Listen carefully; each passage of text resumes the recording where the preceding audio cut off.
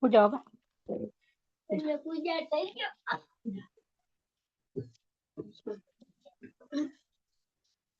Baba Angel amefika. Usiguze uko class. Baba Angel amefika hadi.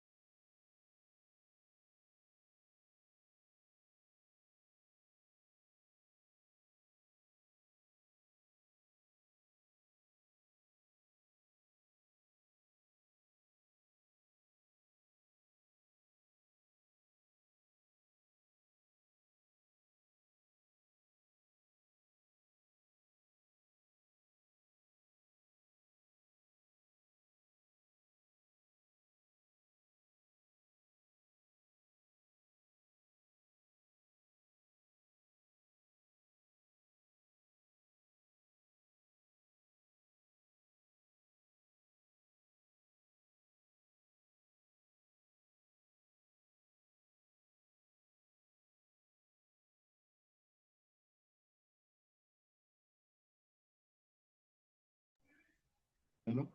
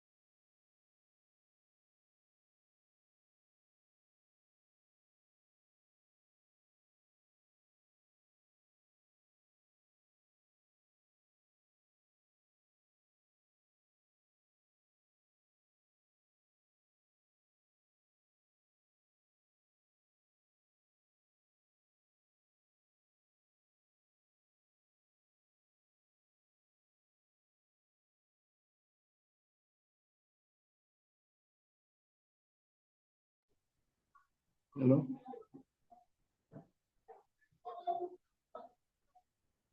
Hello, Mama.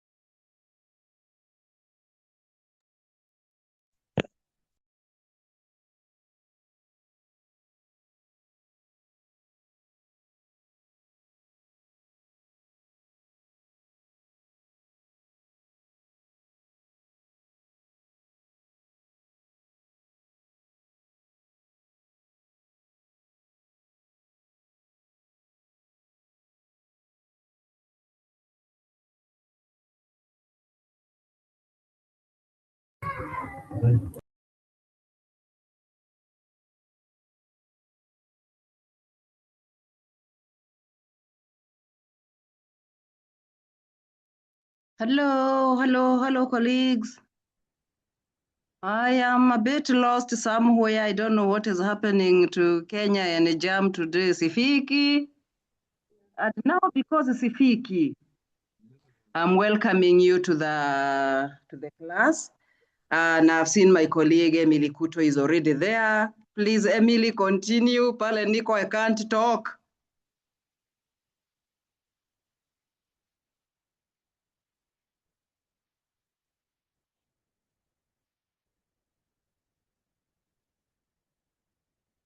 It seems even Emily is also, maybe she's also having the same issue I'm having with Jam and not able to reach where she's supposed to be seated.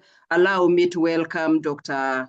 Walter Odera to continue to start the class and continue. I will join you shortly. Nitafute mahali ambapo naweza park niingie class. Tafadhali. Daktari, ingia class. Kenyatta, how are you? I'm doing well, Daktari. How are you? Hi, fine, thank you. Happy New Year. Happy New Year to you too, Daktari. That one tells you I've not met you in a long time. Thank you so much for hosting the class for us. As Madam Emily Kuto is planning on how to get to class, please let me welcome Dr. Walter to start off. Dr. Walter, please start off. We are moving on well, lakini endelea.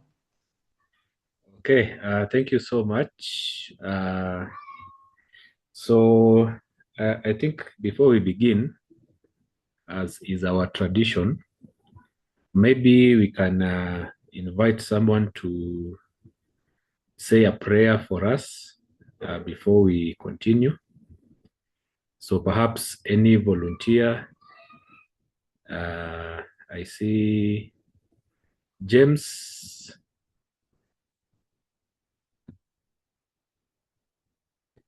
Hello, Okay, I see. good evening. Yes, James, where you can pray for us. Yes, please. Let's pray. Our dear God in heaven, we thank you for this evening. Thank you, Lord, for your protection through the week. And we thank you for facilitating us. As we build this lesson today, we pray, Lord, you give us the divine intervention. At the end of it, may we glorify your name. For your great Jesus' name. Amen. Thank you. Okay, thank you, James, for starting us off with a prayer. So now we can proceed. So let me share what we are looking at.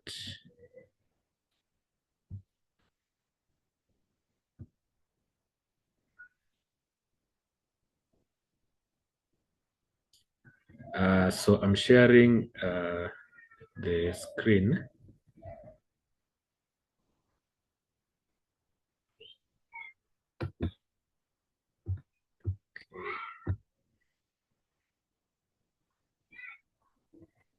Yeah, so there is what you're looking at. Historical perspective of guidance and counseling. So what you want to look at today, so I hope you can get me well. So what we want to look at is some bit of history, basically tracing the history of guidance and counseling. You want to see how the field of guidance and counseling has evolved over the years. And not only that, but we also want to see whether we can learn some lessons when we look at how the field has developed or evolved over the years. So this is what we are going to cover in summary. So one, we are going to trace the history of guidance and counseling from the Industrial Revolution to the 21st century, where we are now. Two, we are going to look at guidance and counseling in Kenya. We are going to see the pre-colonial era, the colonial era, and of course the post-independence era, where we are today. Then we are going to look at recommendations that have been made by various commissions and other policies that have, in one way or another, shaped the practice of guidance and counseling. And finally, we will say something about the current situation in guidance and counseling in Kenya. So that is what we'll be looking at. So by the end of the unit, this will be the goals or the learning outcomes, as we call them. One is to explain the early roots of guidance and counseling. Two, to describe the evolution of guidance and counseling from the 20th century to 21st century. Three, analyze factors that contributed to the advancements in guidance and counseling. 4, explain contributions of those recommendations in the various reports and other policies that the government has come up with. Then we will, number 5, describe the current status of guidance and counseling in Kenya. And you should also be able to highlight the challenges that are there.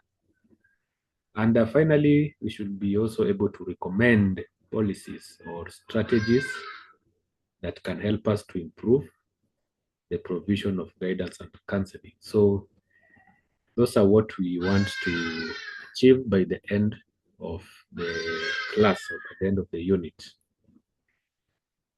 So that said, we'll start by looking at, so we want to start by tracing the history of guidance and counseling.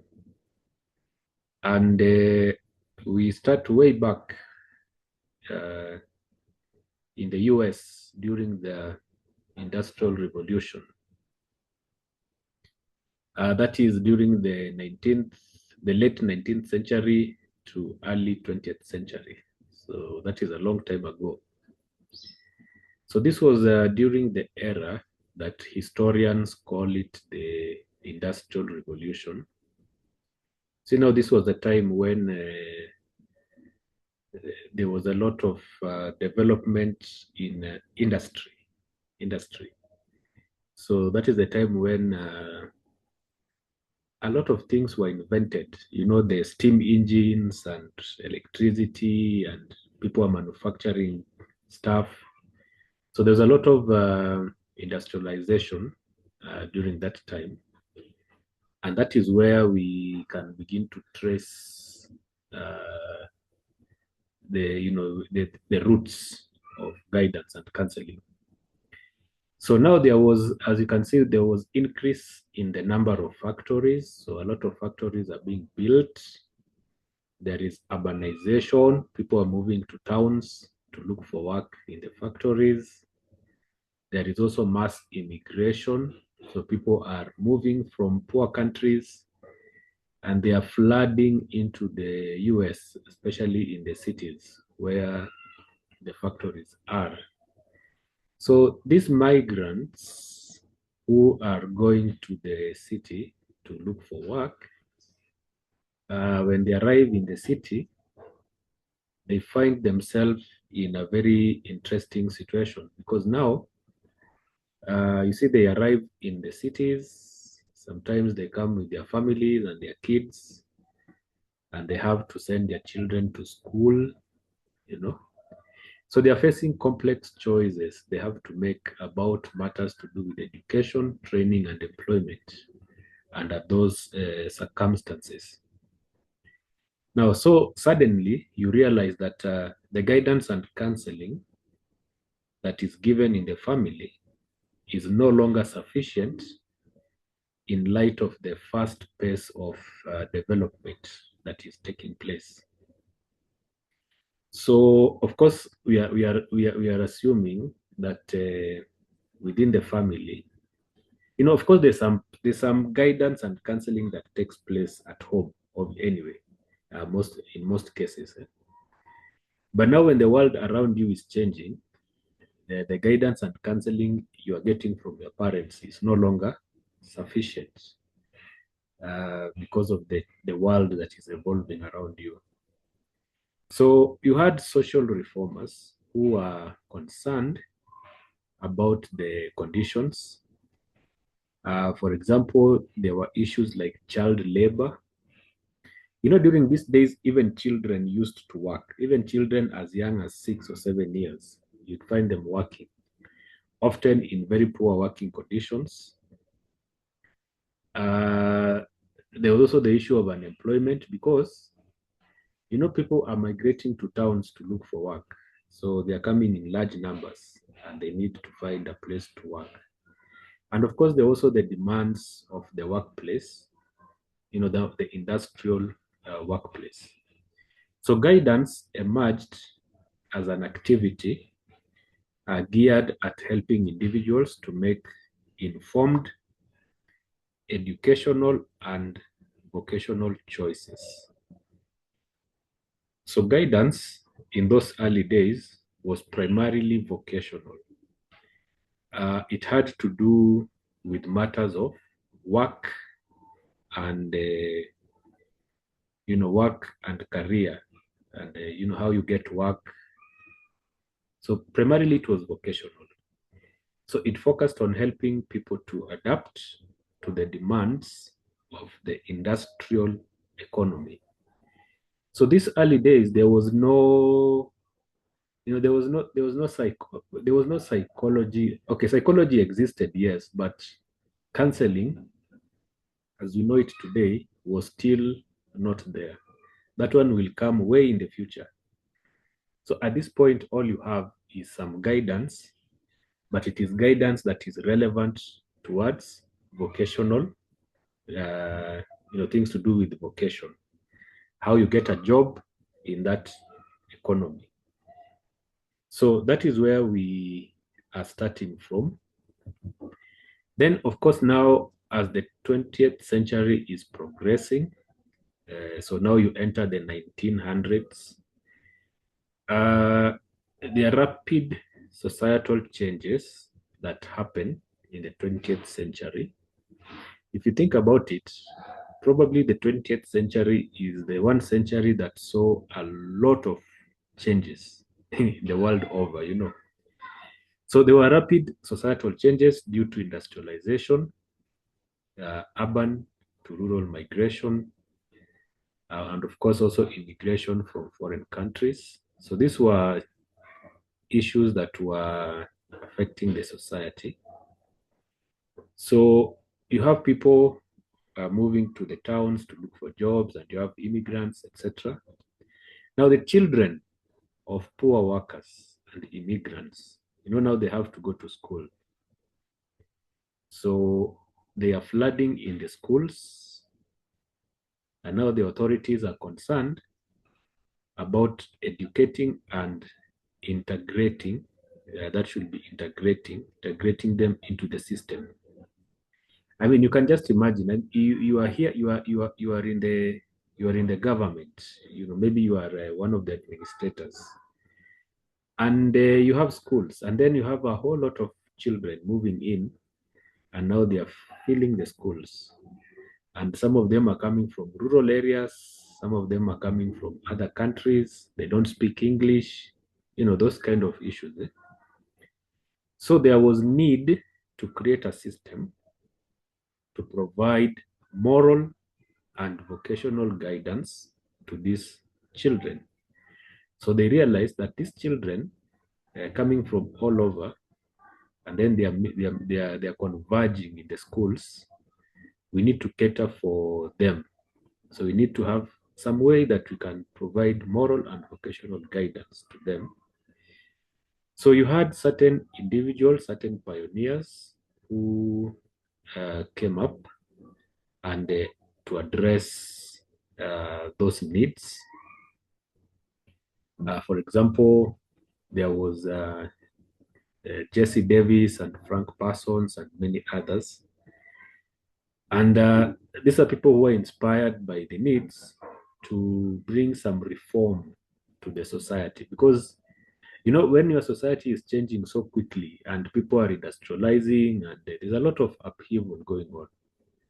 So, now you have to take care of, especially the young ones, the children. So Parsons was one of those reformers advocating for less fortunate, who he felt were being exploited by business owners. So he founded an institute to offer vocational courses to those underprivileged workers. So being a worker in those factories of those times was not a very nice experience. During those days, there were no labor unions, there were no rights. So people could be properly exploited by the owners of the companies. But of course, over time, things change. But you see, there were individuals who were concerned with providing some assistance in form of vocational courses to those workers.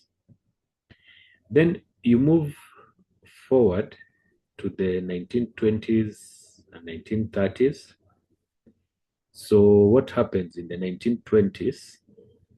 The guidance movement expands rapidly in the schools, and educators begin to see the need for guidance and counseling beyond the vocational realm. In other words, educators start to realize that students have other needs besides just vocational.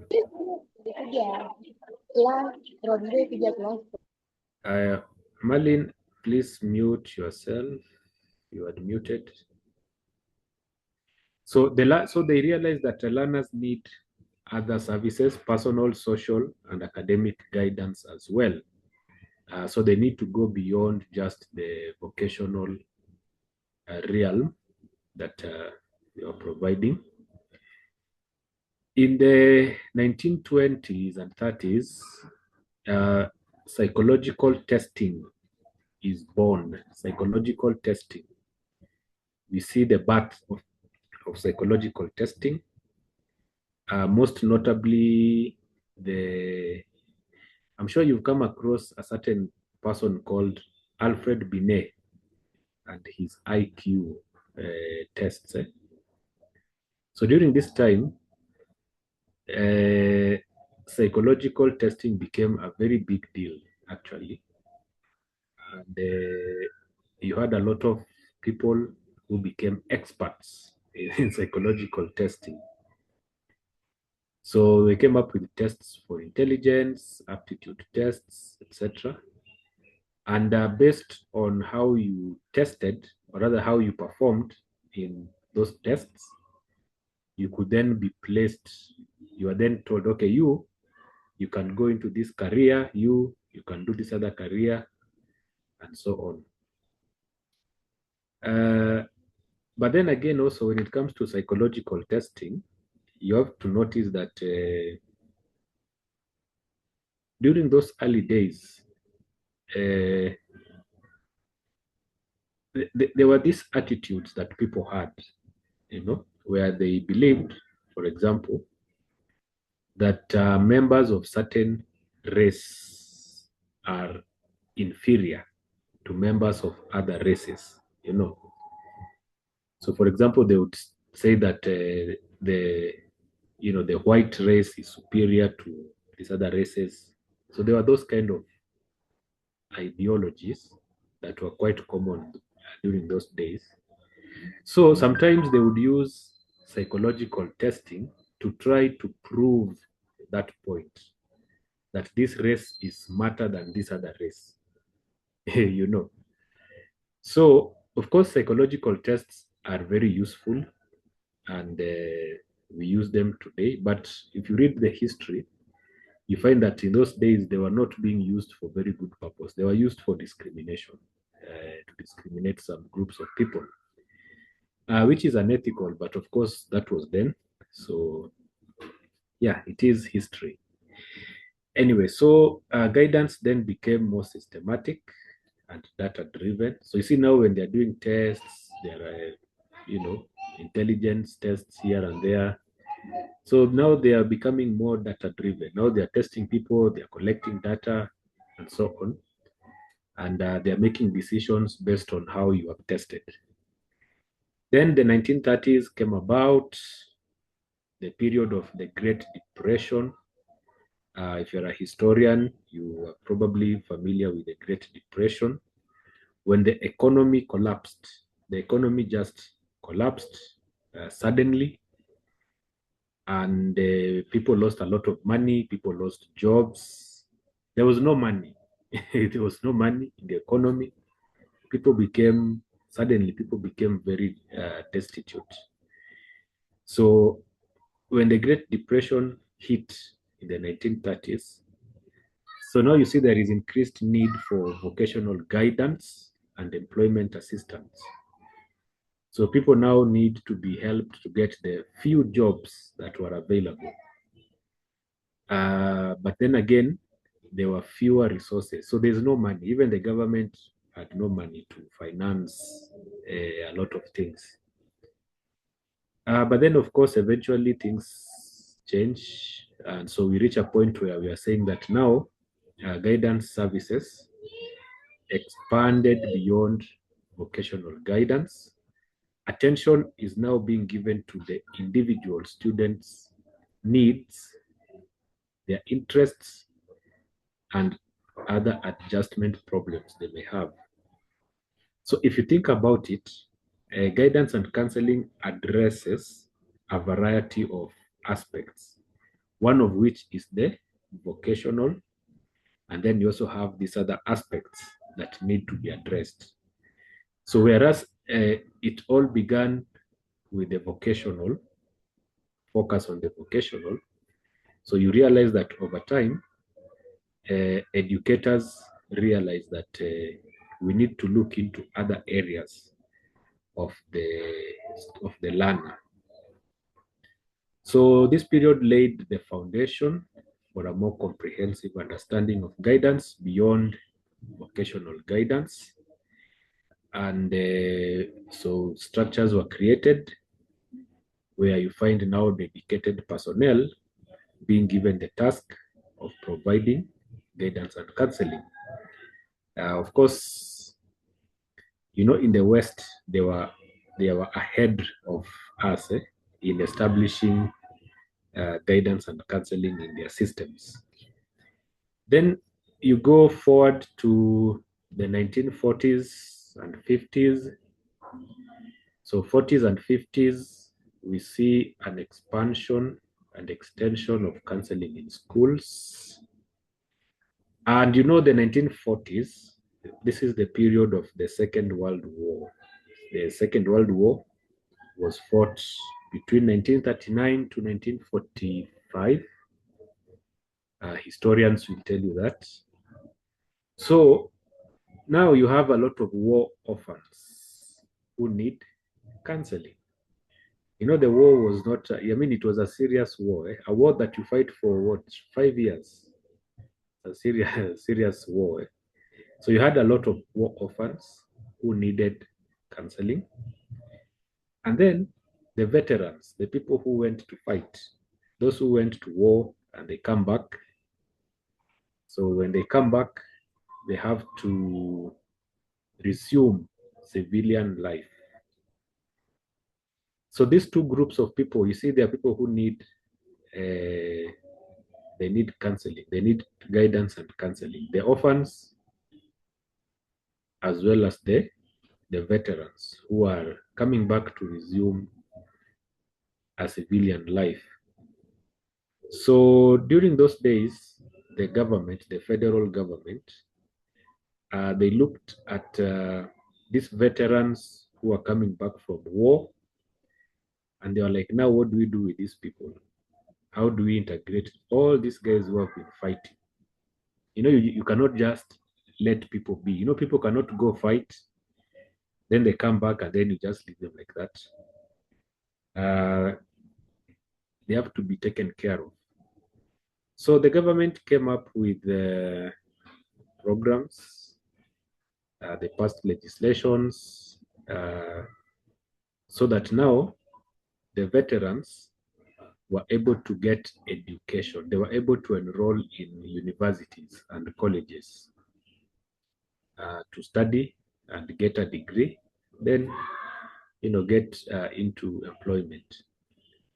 So these are people. So you see, still there is need for vocation, for guidance and counseling in that respect.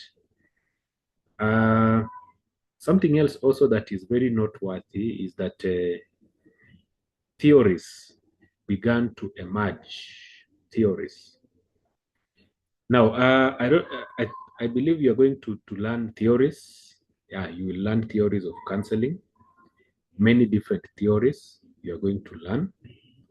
So in the 1940s and 50s, certain theories begin to emerge. And those theories eventually will develop. And even today, we still study.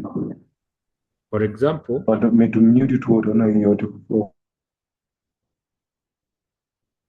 John Nyongesa, I think you have unmuted. please mute yourself. So theories that you look at, for example, you talk about the person-centered counseling of Carl Rogers and many other theories, the cognitive theories, the behavioral theories, even the psychodynamic theories. There are many theories we'll study. So those theories begin to take shape in these 1940s and 50s, around that time. And those theories basically, as you're going to study them, you'll see that theories will help us to understand human nature.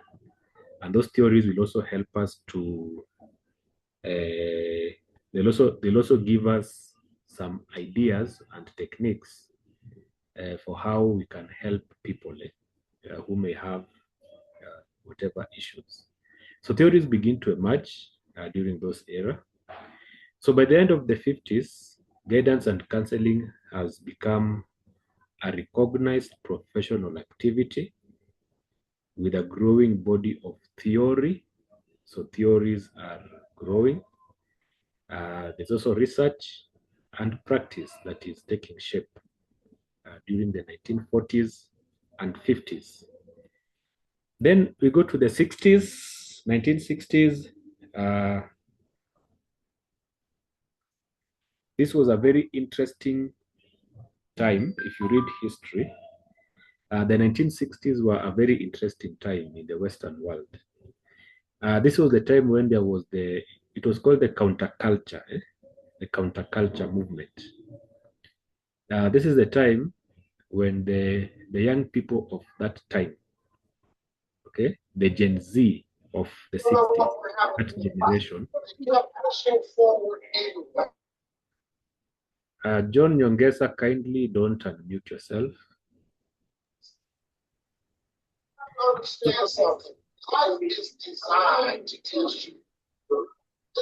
John Nyongesa, I think you need to be muted.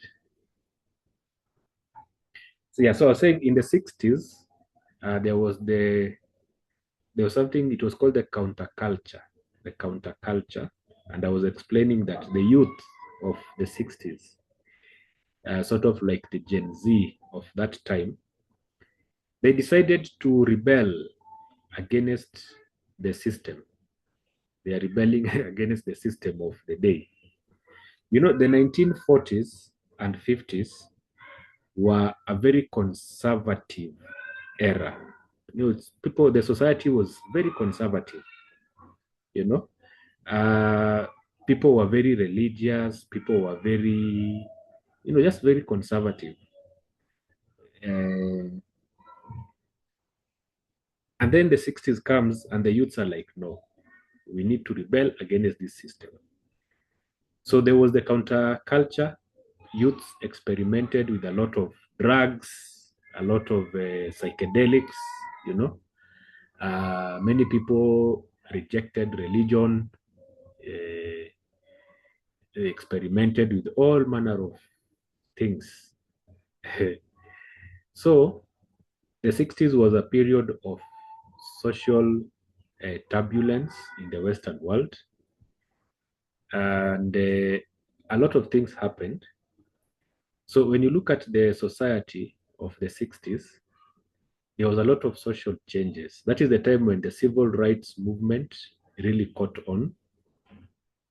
There were a lot of protests, a lot of demonstrations in the streets. You had more women joining the workforce. Around this 1960s is when the contraceptive pill was invented. And so women were like, oh, so now I can control, you know, with the contraception now, you can organize your life. And so women joined the workforce in large numbers. There's increase in drugs and crime, a lot of protests against the war that was taking place in Vietnam, demand for social justice, and expanded access to education. So there's a lot of things that were going on. So where does that leave counselors? Where are the counselors of the day?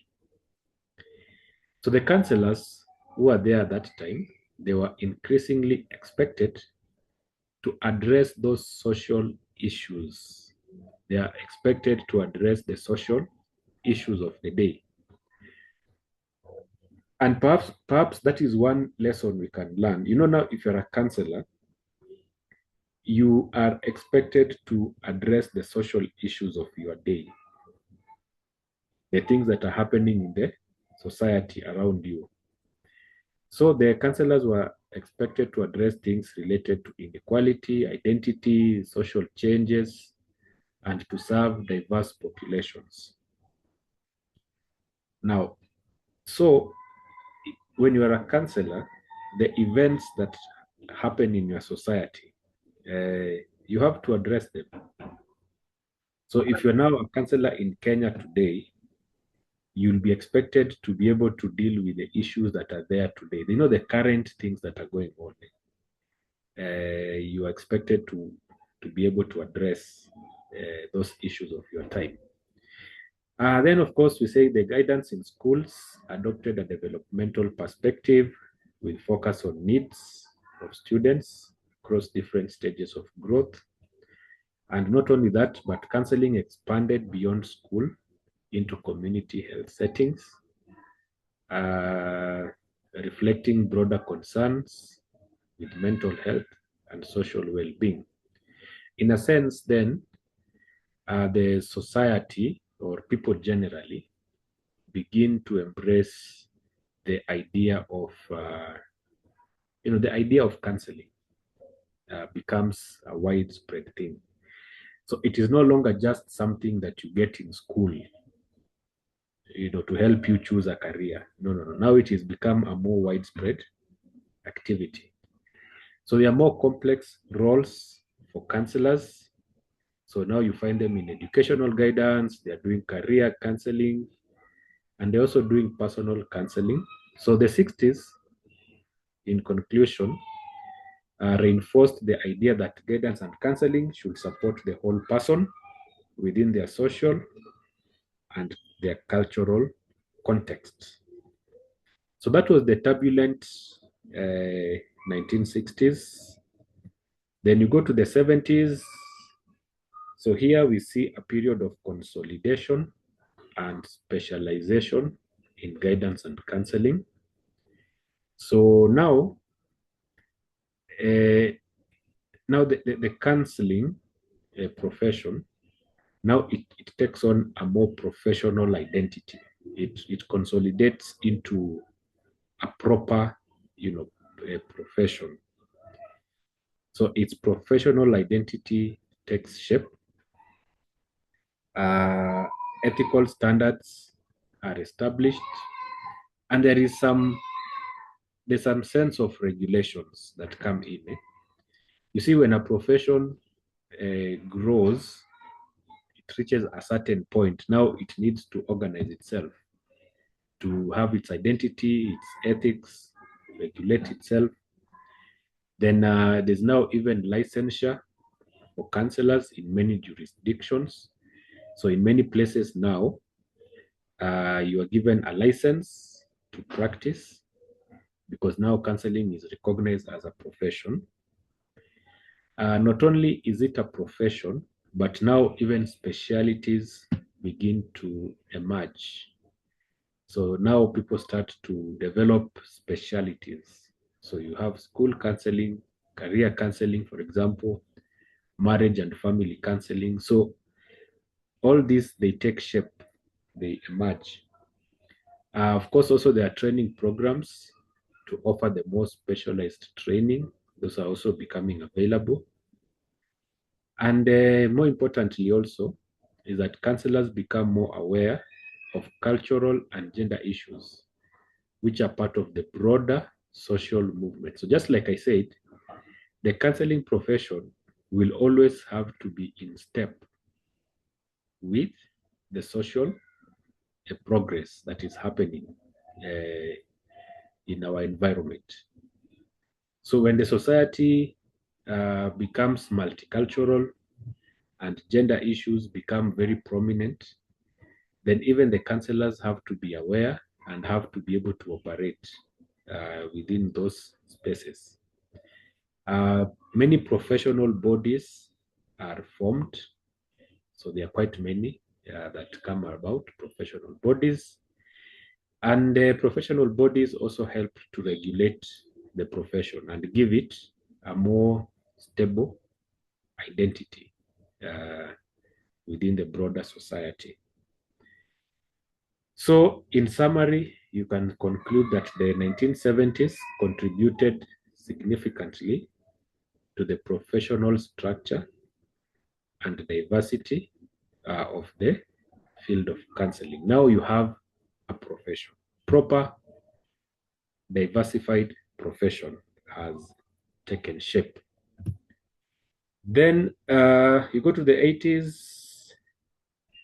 Again, we are looking at new challenges that emerge in the society. We are talking about things like increasing divorce rates, violent crime, incarceration, and of course, HIV/AIDS. You know, the HIV/AIDS, I think it was first discovered in the 80s, early 80s, 83, 84, thereabouts. And it came in as a big challenge. You know, it was a big challenge back in those days because people had no idea what was going on. Today, at least, we've done a lot of research and we have a lot of knowledge. But back then, it was a calamity, actually. So the counseling profession then must address those emerging societal challenges. And not only that, but also we see increased focus on strengthening professional standards.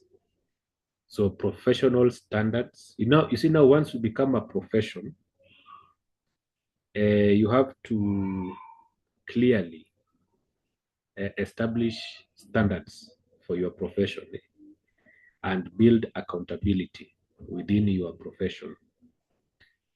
Because when you become a profession, there are people who will want to join you to make money or to join and they don't have proper training or proper knowledge.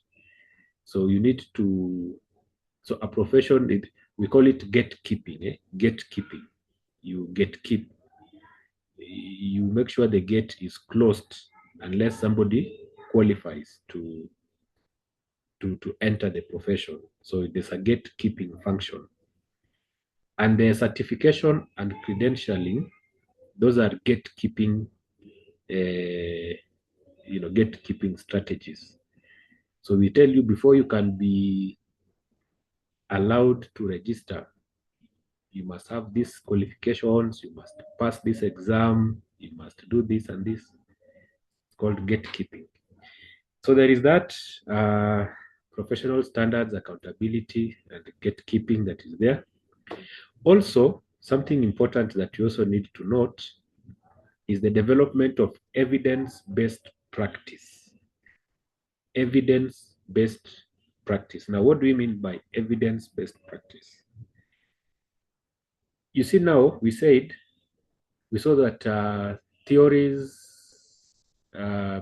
emerged in the 1940s, 50s, during that era. So you have a lot of counseling theories. But now the question is, do they actually work? Do they work? Do they actually work? Does counseling itself even work? Do the theories work? Okay. And so to be able to tell whether these things work or not, we need evidence. So where do we get evidence? We get evidence through research. We do research. We carry out research on the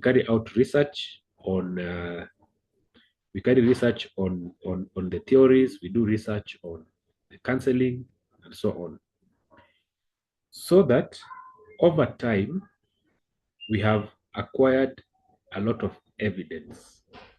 So for example, we know that this particular counseling approach is effective for clients with this kind of a problem, or for this kind of client.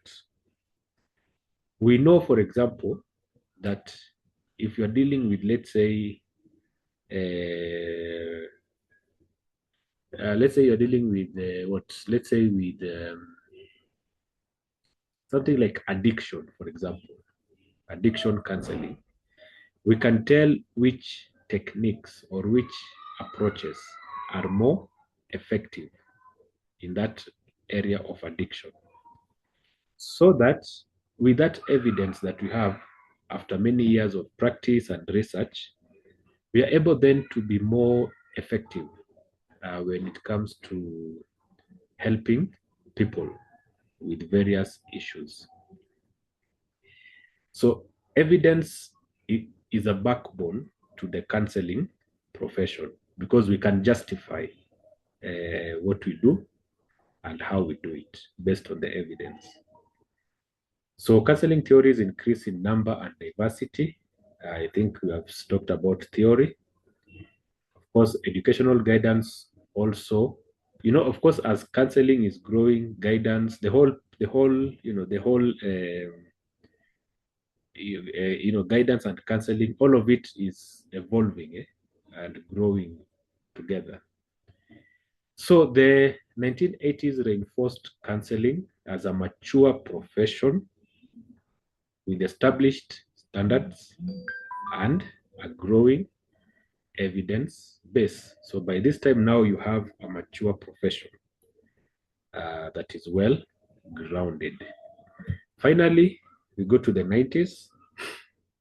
So 90s, people now are waiting for the new millennium. Some people think the world is going to end. If you remember 1999, people thought the world was going to end when it reaches 2000. Today we are here 26 years later. Anyway, so 1990s were also an interesting time. A lot of technology. You remember the 1990s, the computer, the personal computer. It's called the PC, the personal computer. This is when people could afford computers. So if you had a computer in your house, you were very sophisticated. Ulikuwa mbele sana. So there's increased recognition of counseling as a vital mental health profession. So counselors now play a greater role when it comes to policy discussions concerning things like mental health, education, career development, and so on. So in short, counselors are getting a voice. Counselors have a voice because now they are recognized as a vital participant in the mental health profession. So some discussions must have input of counselors or psychologists generally, because now people have recognized them to be integral to mental health, the profession.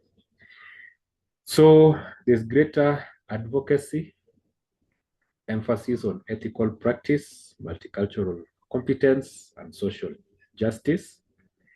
So these things begin to take prominence in the counseling profession. Issues to do with advocacy. For example, when you talk about advocacy, we are told that when you are a counselor and maybe you are dealing with the clients or with a population that is marginalized in some way, you are encouraged to do some advocacy on their behalf. Advocacy. So you become sort of like an activist in a way, in a sense. Social justice is a very big thing nowadays. Social justice. People want social justice for the marginalized, for the oppressed, and so on. Multiculturalism is also a very prominent concept today. In fact, when you train to be a counselor, you have to learn about multicultural competencies, how you can work with people from different cultures, different people, and so on and so forth.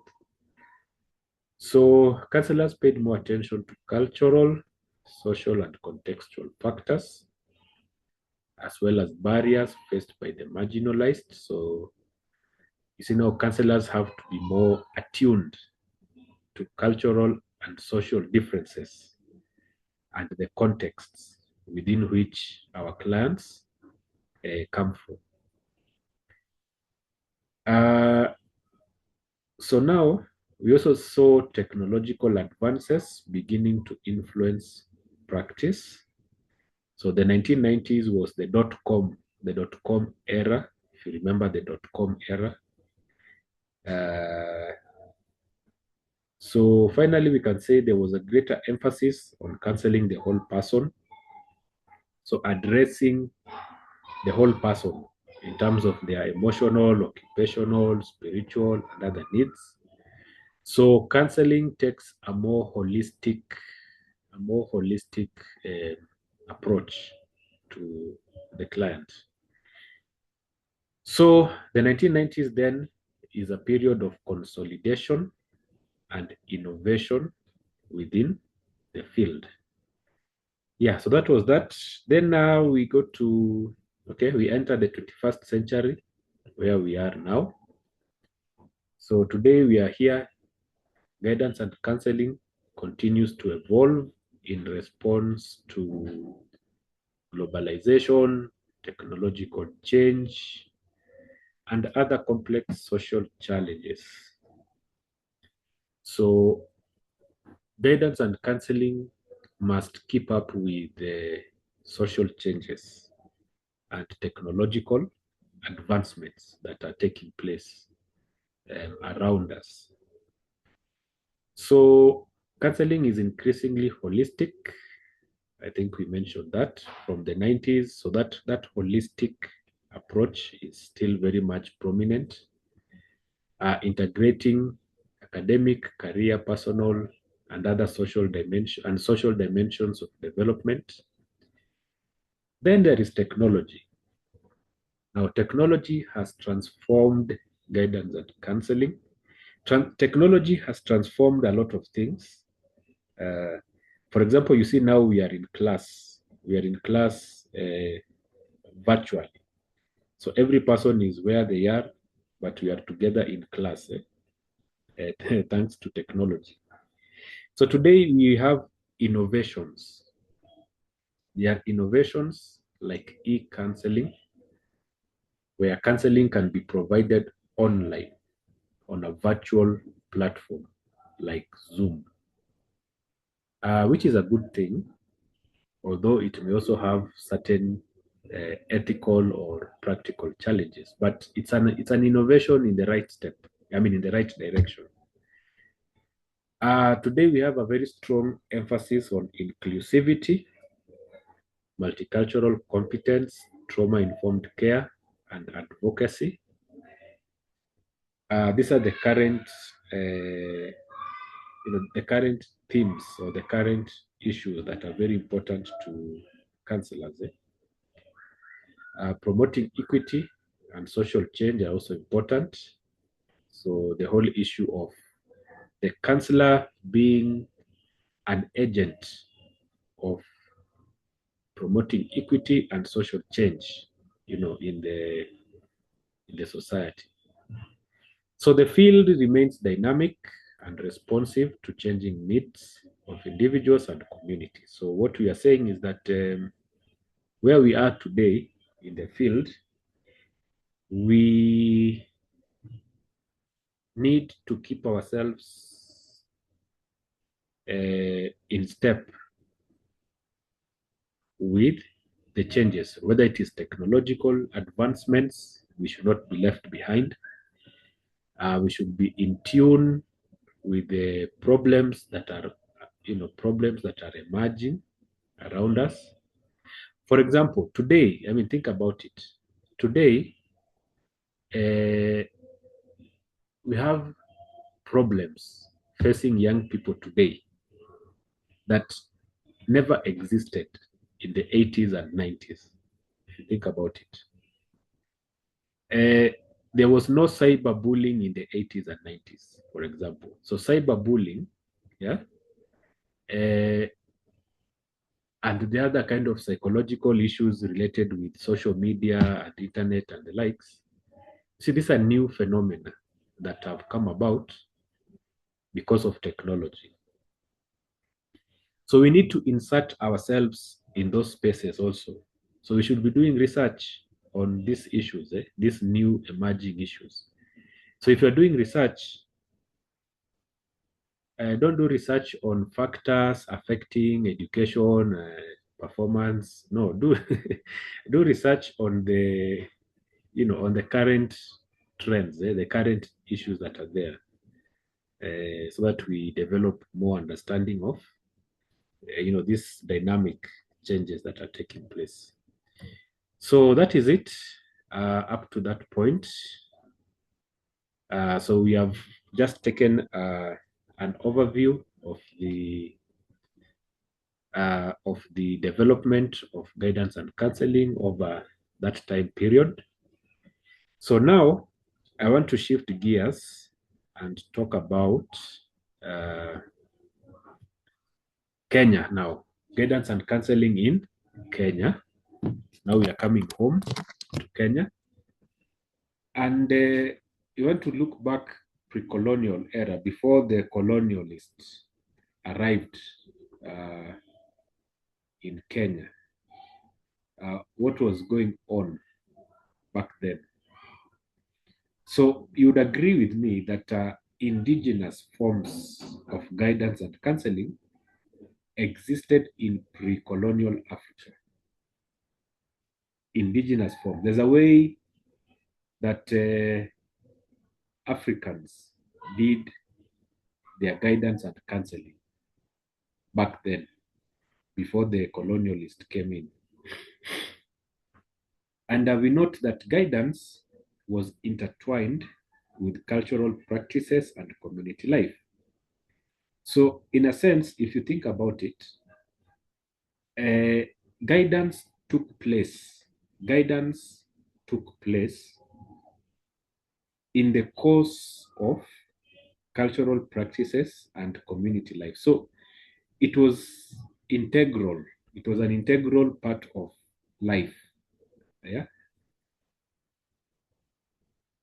So when some activity was being carried out, there was some guidance that was taking place, within that activity. So the youth received advice on important matters like marriage,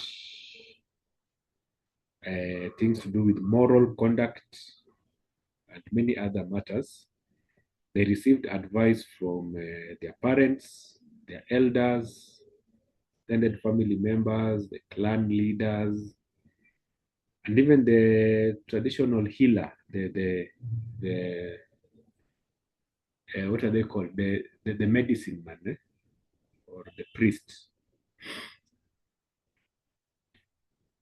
So there was guidance that was taking place in that setting, and guidance tended to be collective and also to be informal, because you did not have, you see, today in our modern world, people go to seek for guidance and counseling. You go one by one. You have an issue, you go to see the counselor. Yeah, so it's more of a one-on-one. It's a one-on-one practice. But you see, in the African context, people did things together. People did stuff together. So you had like a bunch of children, or a bunch of teenagers, or a group of youth.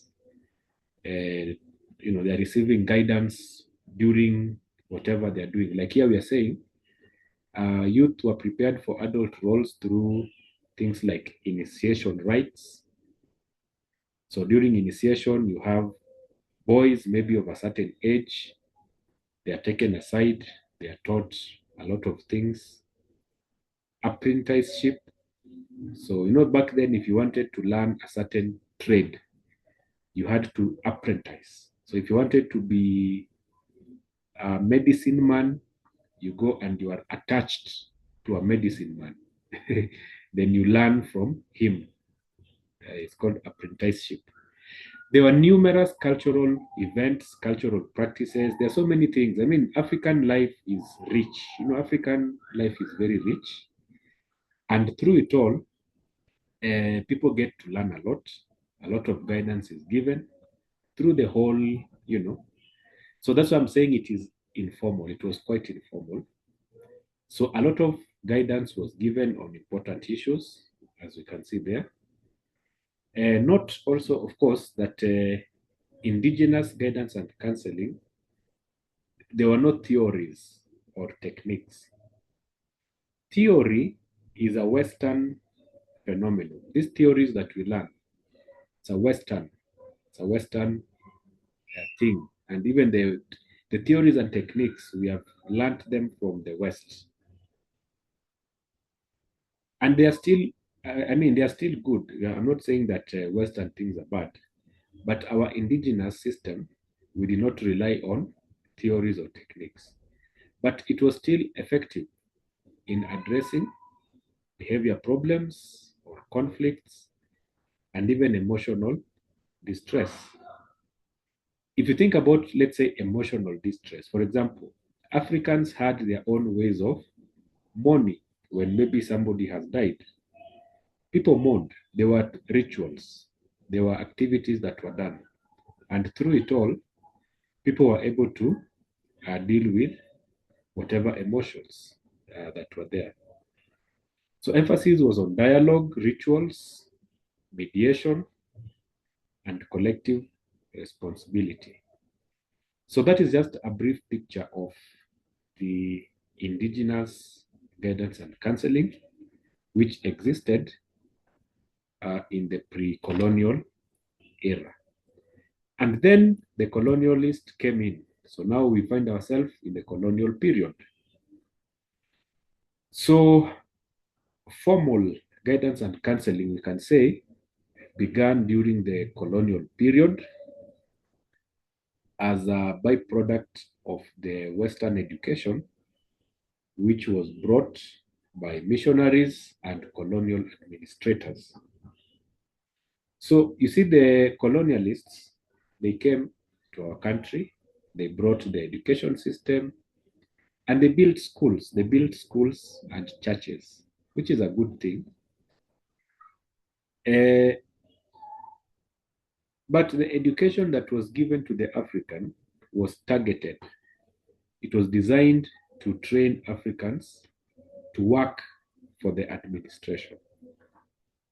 So they trained clerks, they trained teachers, they trained carpenters, they trained, you know, those kind of things. They were not training philosophers. They were not teaching philosophy and other, you know, those kind of things. They are teaching practical skills. Then you get a job to work for the colonial administration. And I think maybe this is why, you know, we teachers are very much respected. Teachers are respected because the first Africans who were educated, many of them were teachers, you know. So in the early days, if you are a teacher, you are way ahead of, you know, your peers. Because teachers were among the first people to be trained by the colonialists. Before now, engineers and doctors and lawyers started to be trained. So they were training people to work for the administration. So then, of course, guidance was minimal and it was directive. So whatever guidance that was available was minimal and it was directive, like you were told what to do. So the manpower needs of the colonial government, rather than the individual interest or ability, is what determined the educational and vocational decisions that were made. In other words, they did not consider you as an individual. They did not consider your interests or your abilities. What mattered to them was what kind of manpower do they want? Do they want plumbers? Do they want carpenters? Do they want mechanics? That is what will be offered. Yeah, that's what is offered. So if you come in, you want to learn, you are told, we are training mechanics, or we are training whatever. That is it. So they did not consider the interest or abilities of the student. Guidance that was available was in form of discipline, moral instruction, and academic supervision, and it overlooked personal choice or self-development. You know, if you think about it, the school system that was established by the colonialists, it was a system based on rigid discipline, discipline, serious discipline. And eventually we also inherited the same system in our schools, where watoto wanachapwa. You know that caning that used to be there in the schools, you know, it is something that we inherited from the colonial system. Anyway, so that was that. So missionaries provided moral and religious guidance. You know, missionaries, the missionaries' mission was to convert people to Christianity, basically. So whatever education they are providing, it is also mixed with religious instruction and moral guidance. So you're being told, this thing is bad, you need to stop doing this, you need to stop doing that. And sometimes Africans were not happy with the moral guidance they were getting. Like when you tell Africans that you can no longer be polygamist, they're like, what are you saying? You know, so there are some things that Africans were not ready to stop, despite the teachings from the missionaries. So of course, the colonialists, they ignored and in fact undermined the indigenous systems that were there. Yeah, of course, they were not big fans of indigenous ways of doing things. So they overlooked or undermined those indigenous systems that they found. And over time, we have also tended to abandon our own indigenous ways of doing things. Nowadays, we are very westernized, and we consider that to be development. Anyway, so that was that for the colonial period. Now, so then,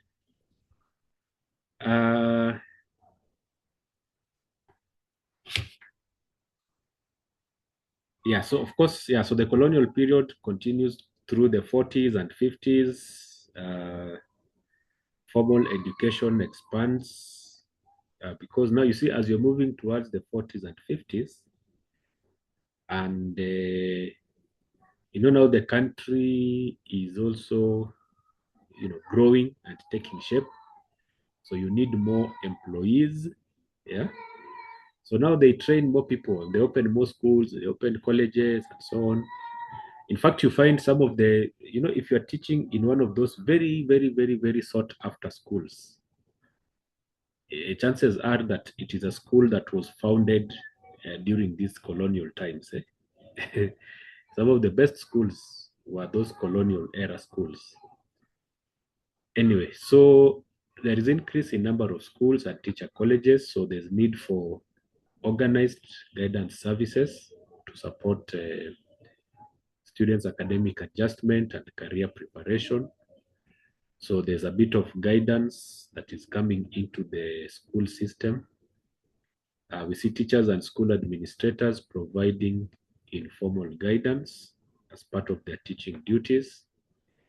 And then gradually, the counseling techniques from the West are getting introduced.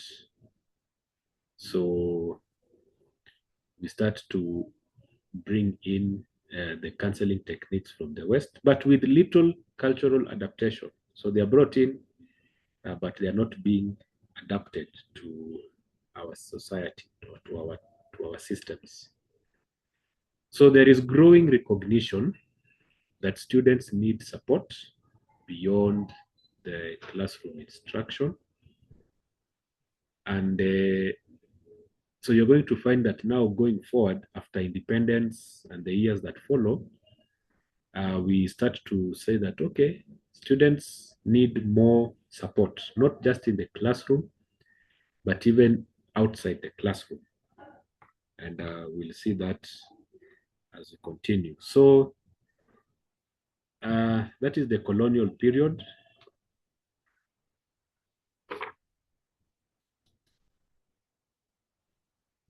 So I don't know what you think about, what do you think about the African, maybe we can take a few minutes so that I also get to hear from you.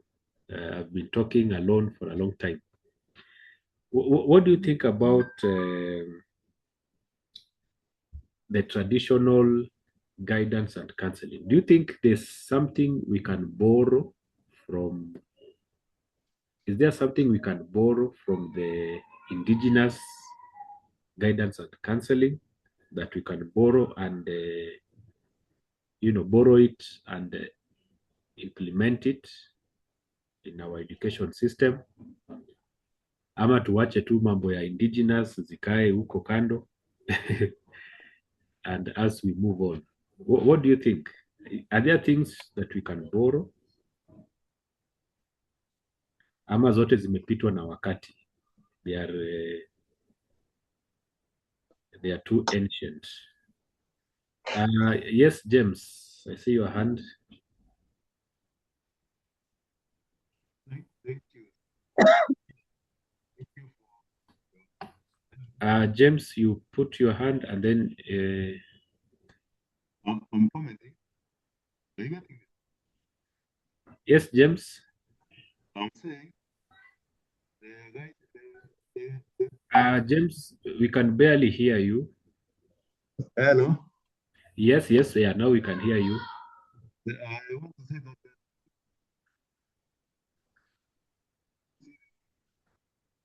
that James, it seems your connection, either your connection or your microphone is letting you down. hello. Yes. I'm saying with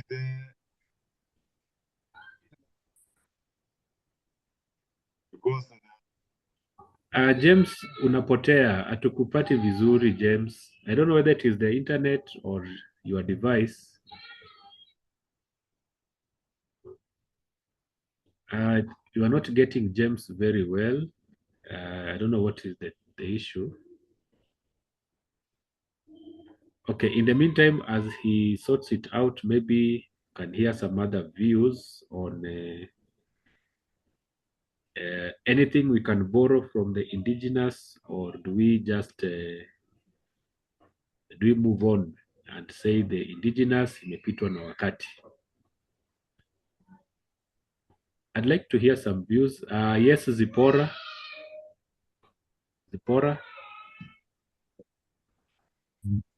Yes, I would like to say that when you look at the traditional guidance and the counseling, actually it was the best. But now when you look at adapting that one now into the current, you realize that a lot of changes have taken place. Like now we are in the digital era, so there are some things which cannot work in this era. But when you look at especially this matter on the families, principally trying to guide the youth, you find that nowadays we have no family members that can guide the youth. People are so busy looking for money, people are busy doing other things. So if it was possible, it would be the best. But now with this changing world, you find that it is difficult to bring the same guidance into the current period. Thank you. Okay, so thank you for that. So you're saying that times have changed a lot, but you recommend for the family-based guidance. Okay, thank you for that opinion. Rukunga, I see your hand. Yes. Mhm. Hello. Yes, I can hear you. Okay. So my issue is about the individualism, Yes. that people have become too individualistic, and then the other bit is that with the individualistic, then we don't live in the same within the same setup as we used to be. Yeah. Whereby now we have people like they have moved far away from their uncles. Uh-huh. Others they have moved away from the either maternal or the paternal grandparents. Mhm. So that becomes an issue. And then the other one is like in the communities where the issue of the safety of the even them that are receiving counseling from the uncles, those who are calling, because the issue of increased cases of incest and all that, the safety even of them who are supposed to offer that counseling also becomes an issue. Thank you. Okay. So you're saying that so in short, you're saying the society is very different. People have urbanized. So children are growing up in the city. They go to the village in December for a week, and Or they don't get even enough more time. than a year or so. Yeah. Eh? Even they Yeah, take but now longer December. oh, so we are losing touch with the. By the way, if you think about it, you know the what do you call them? This like our uncles, our grandparents, you know, there's that generation. That generation, they're like the library of wisdom. You know, that generation. Unfortunately, they are going. Our grandparents are leaving us, you know, the elderly ones. So we are losing a lot of that cultural. Can I call it a library of wisdom that is going? I don't know whether there's anybody. I think we would need people to put effort to to capture that wisdom, that knowledge, when we still have these wazees around. You know, as time goes now, they'll no longer be there. So we would like to see historians, anthropologists, you know, they should talk to these people and they gather and document all that knowledge. I think that would be an excellent thing. And they can also advise us on how to handle social issues, you know, how they used to do it in their times. I think that would be a good idea if you think about it. But anyway, thank you for that. I see Shadrach and then Paris. So Shadrach. Thank you. My contribution is the goal of counseling us was even with our grandparents. I'm saying what they why they were doing the counseling Yeah. to to the young ones. I think they were doing the counseling to instill the good values and the good morals. Yeah. If that was their goal, I think that again it is still the goal for today. And actually, bearing in mind that the young people today, that Gen Z, after some time, it will be them Z today. The older ones will have just gone. And actually, after some years, the Gen Zs will be the Wazs. So what kind of a community actually will we be having if actually these good morals and values will not be instilled to these young people? Because tomorrow there will be the Wazs. What will they be going to be telling the young ones then when they become the Wazs? I think there is the goal of counseling, I think, should be just the same. Even from where it began up to date, the goal should be just to instill those good values to people. when you look at young people today, the respect to wazés, actually, if they don't respect the elderly today, will they actually be happy when they are wazés and the Gen Zs of those coming days won't be respected? You know, Yeah. it will be not really a good society. So we need to get the goal of any kind of counseling. Then we just, you know, stick to, are we counseling actually? For what? What are we counseling? The goal is what? I think the goal is at the end of the day, the goal will be to instill good morals so that we might have a society where actually people can live together in unity and doing what is good, but not actually what I'm seeing today. Yeah, actually, yeah, thank you for that. Actually, I think you made a very good point. You know, the question of morality. Morality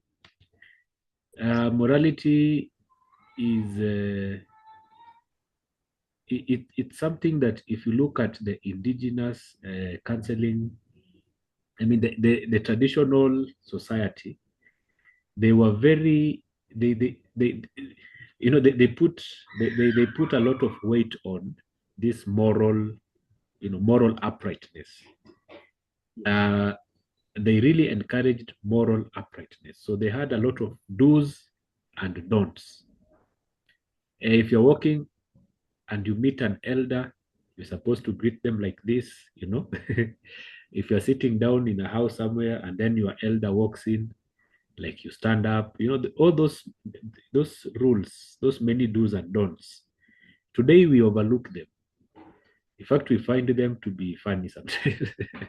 Talk to young people and you tell them some of those things and they're like, what are you talking about? You know? I remember when we were children, we used to be told if you're in a bus and then an elderly person boards the bus and it is full, there are no seats, you are told to stand up and hand over your seat to the elderly person. Today, if you tell that to the youths of today, they'll be like, "What are you talking about? I have rights. I have a right to my seat." So I don't know. I think maybe as we, you know, as we work on, you know, teaching and training, you know, the youths of today, who will be the elders of tomorrow. Perhaps we shouldn't overlook the moral aspects. It should also be very seriously instilled, you know, for the good of the youth and for the good of the society. So I think that's a very good point for us to think about. Okay, so thank you for that. So Paris, I see your hand. Maybe Thank you. can. Paris. Paris, I see your hand. Your hand is up.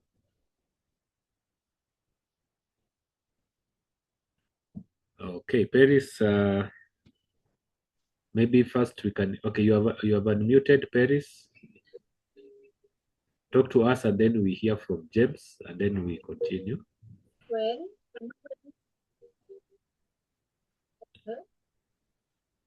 Paris, you can speak up. You can add your volume a bit. Okay.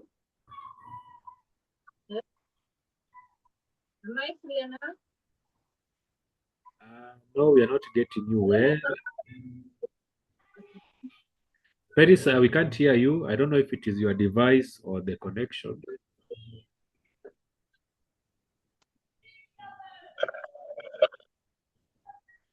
Paris, I don't know if it is your device ama ni connection iko na shida.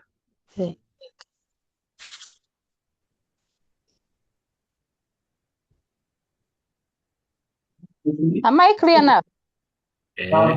Sasa umesikika, yes. I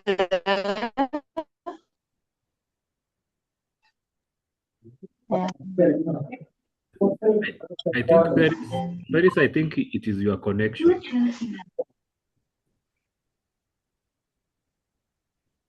Okay, no problem. Nadhani your connection is the one letting you down. I will try now.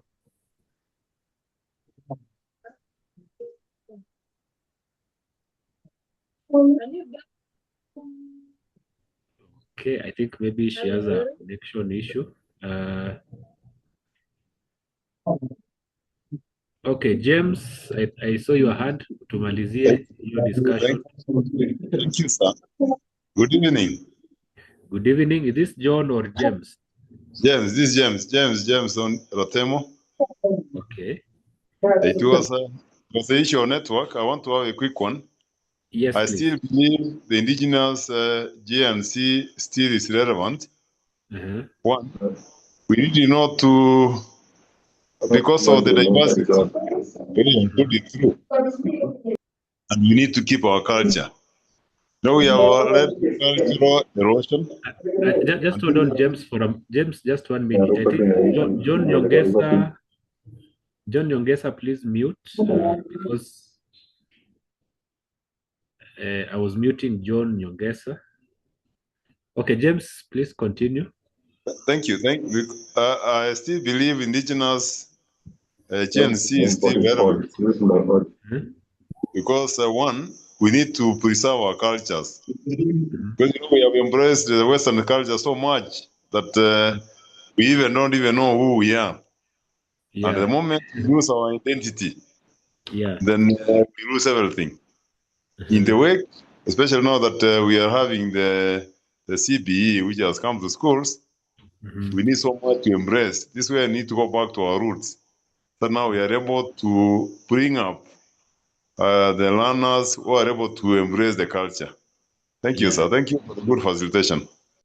Okay, thank you so much. So James, you emphasize our culture. We should embrace our culture.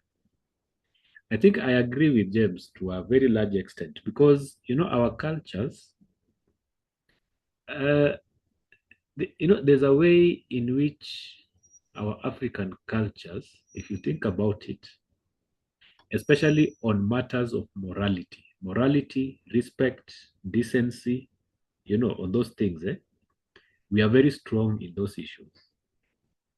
So we may not necessarily want to embrace our culture like 100%, but I think there are very many attributes of our traditions, which I think if we, if we adhered to, our society can be much better. Things like respecting elders, Nowadays, even children, small kids like this, you're going to enter through the door and the kid just runs in and anakugonga anapita anaingia. And you're wondering, hey, what is this one now? But zamani, if you're going to, you wanted to pass, maybe to leave the room and you meet with your elder there, ulikuwa una take a step back, you allow your senior to go first. Watoto wa siku hizi hawajui vitu kama hizo. Hao wanajuanga tu wako na constitutional rights. Anyway, so I think perhaps as we think about these matters, we can also probably borrow one or two things from our indigenous systems. In any case, we are Africans, so tunaweza borrow vitu hapa na pale, the ones that will help our youth. So thank you for that. Now, I don't know what time it is. Okay, it's already past 7. So I think what is remaining here now is just some overview of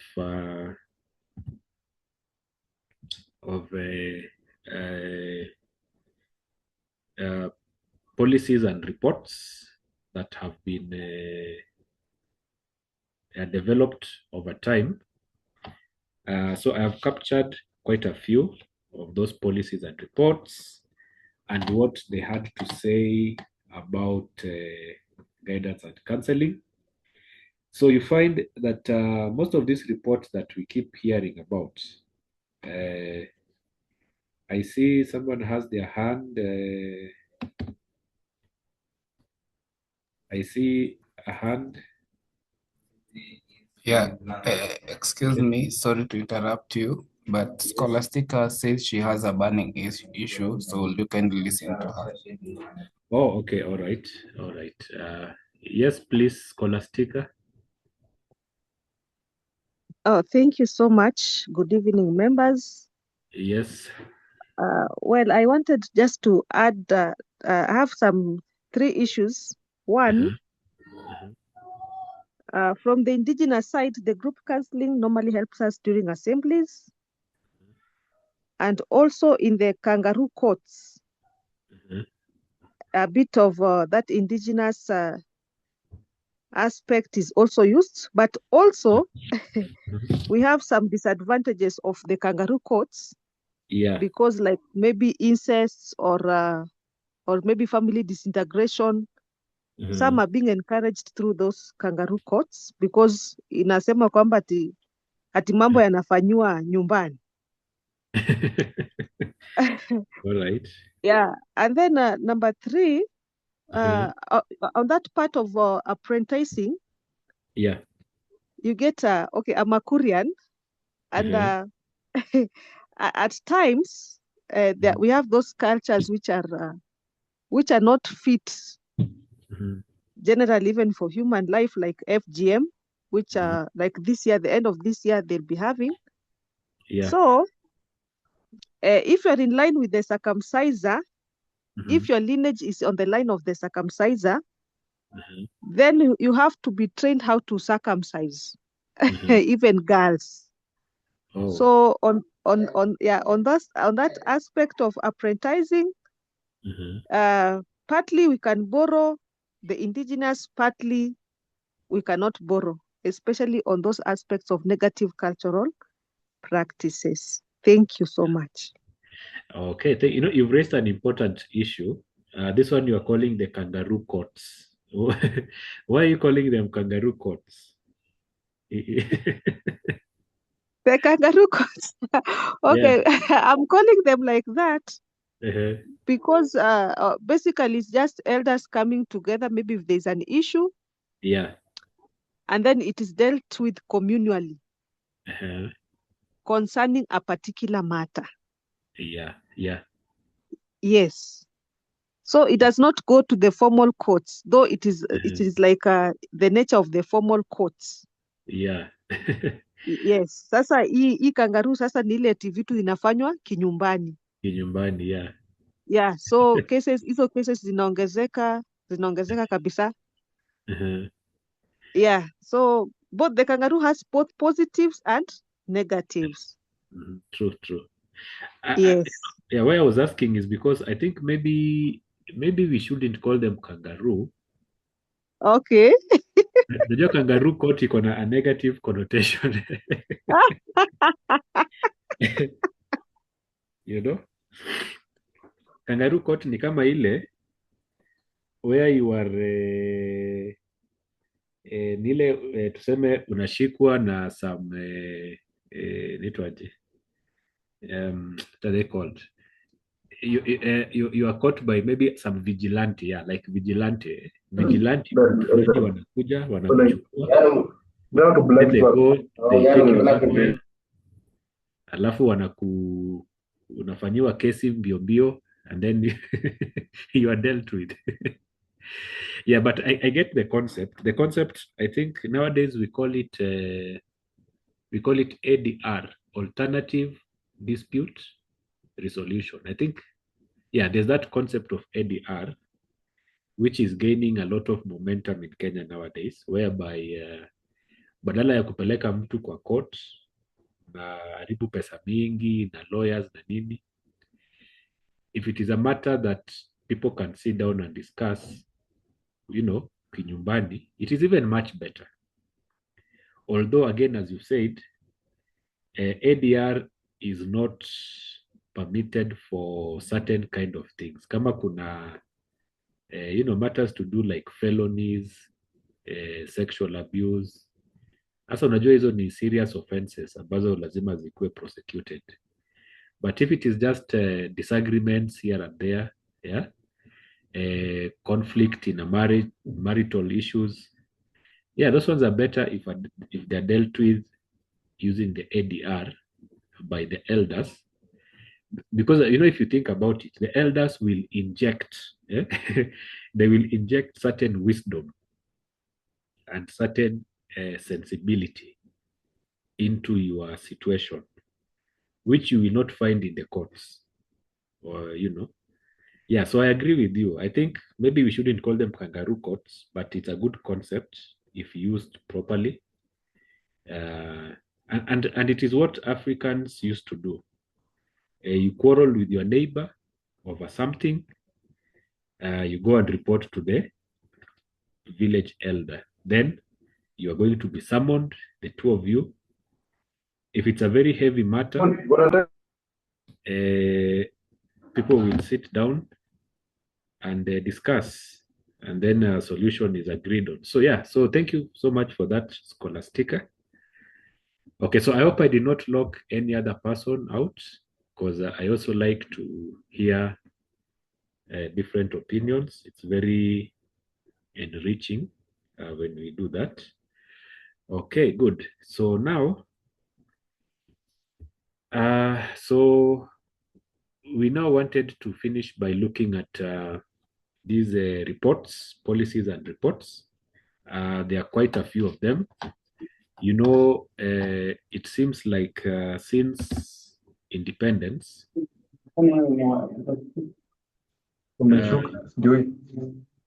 okay, just John Nyongesa, kindly please, you want to mute?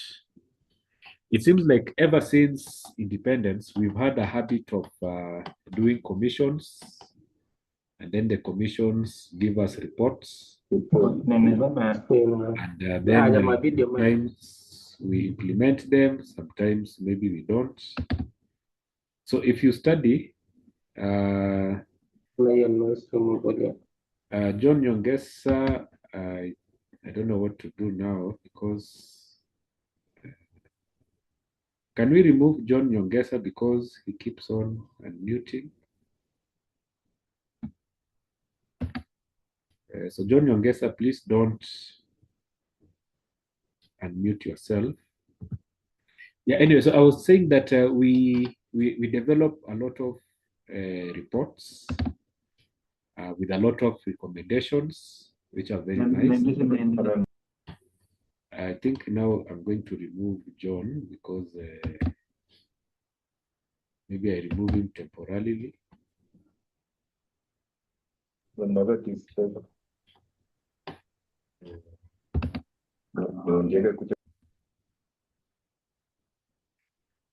Yeah, so I removed him because now I keep muting him and he keeps unmuting. So it's only fair that we remove him for a while. Yeah, so there are many of these reports. I have summarized some of their recommendations here on this slide. So there are quite a bit. There is the Ominde report. So I summarized what they said about guidance and counseling. And then we have the National Development Plan of 1974 to 78. They also said something about guidance and counseling. And then we have another plan that followed that one of 79 to 83. They also made some recommendations. Then we have the Gashadi report, famous reports. These ones, if you train to be a teacher, you are always being taught about these reports. When you're looking at history of education, ulikuwa unasikia according to this report and that report. Yeah, so they also had a few things to say about guidance and counseling, which I've also summarized there. Then we have, this one was called the Kamunge report. They also recommended a few things. So because our time is almost over, I think we can just summarize. So you'll be able to look at this and you'll see, I just summarized them so that I did not have to copy the whole report, but I summarized what has been said about guidance and counseling. So you can examine that. But there's a development that takes place here. This one is an interesting development.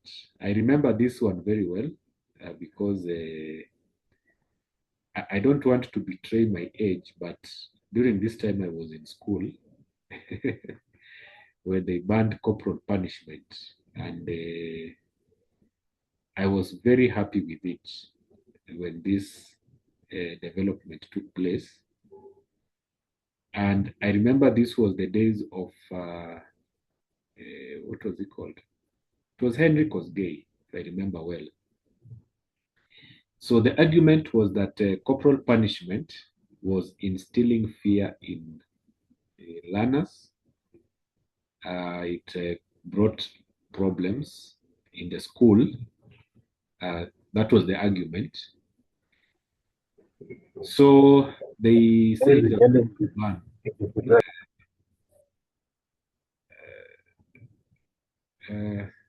Is someone trying to share something? Okay. So they said they are banning. What's that? They were banning corporal punishment in all schools. That is what they said. But I suspect some of you still use it. Chini ya maji. So they say the new school environment should be child-friendly with better teacher-learner interactions. And they say that teachers should rely more on guidance and counseling as an alternative to corporal punishment. I don't know what is your experience like when it comes to this issue of whether to use corporal punishment ama we go guidance and counseling peke yake ama we mix both.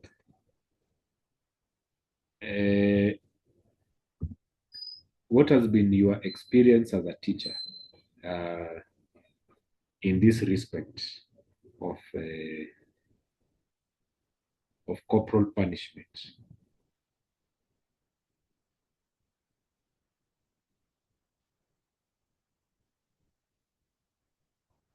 Yes, what is your experience or your views on this? Because I'm sure most of us, when we were in school, there was still some corporal punishment. But siku hizi sasa it has been banned. Yeah? So what is your view on that as a teacher? As a teacher teaching today in the Kenyan school?